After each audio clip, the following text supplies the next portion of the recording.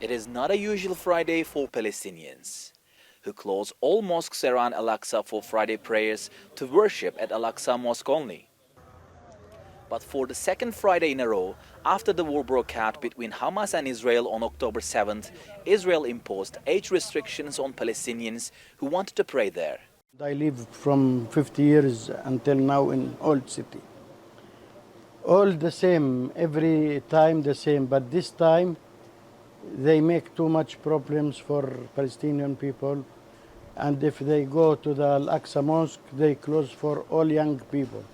Only 70 years old, they can enter inside Al-Aqsa Mosque. And this is nothing new. Every time they make like that. The Waqf authority who administers inside the compound said only 5,000 Palestinians were allowed to pray.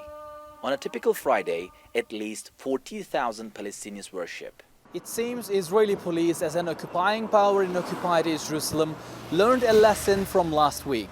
Palestinians held Friday prayer in here even after police imposed age restrictions on those allowed to enter Al-Aqsa last week. But today, the police prevented Palestinians from coming here by attacking with stun grenades and tear gas. Israel also used water cannons to disperse a handful of Palestinian protesters in occupied East Jerusalem neighborhoods. Only a small number of Palestinians prayed in different streets of the city, but the occupied West Bank was a hotbed for clashes. In cities like Bethlehem and Al-Khalil, Palestinians threw stones and burned tires. Israeli army attacks injured more than 20 Palestinians, and a Palestinian child died from a bullet wound to the chest after being hit by Israeli army fire. In Ramallah, Palestinians protested Israel's brutal attacks on civilians living in Gaza.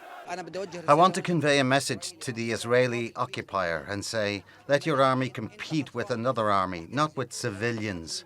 You are losing and will be defeated, even if 10,000 people from the West Bank and Gaza are martyred. At least from the Palestinian Authority, let the people say what they want to say. At least. We know the capabilities of the Palestinian Authority, so we're not asking for a lot of them.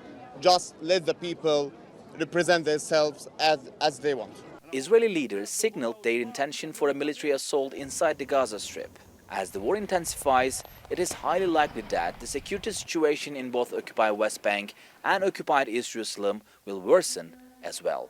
Mustafa Fatih Yavuz, TR2 World, occupied East Jerusalem.